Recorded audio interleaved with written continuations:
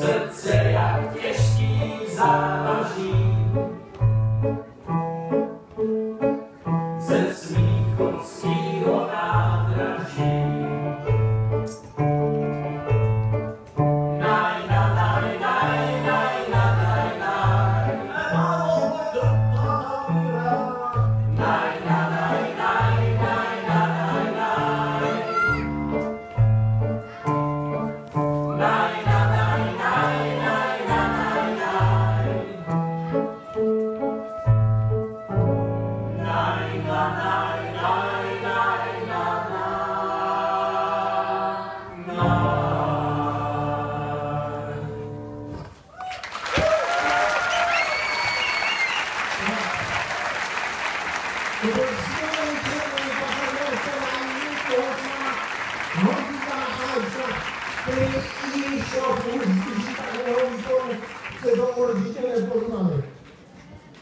Já bych vás chtěl upozornit na našeho skvělého pianistu Péťu Husce, který,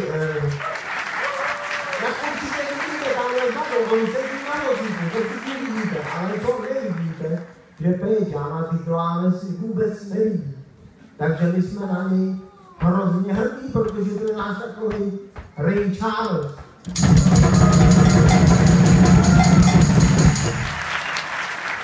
A nyní udělám už takovou vsuvku.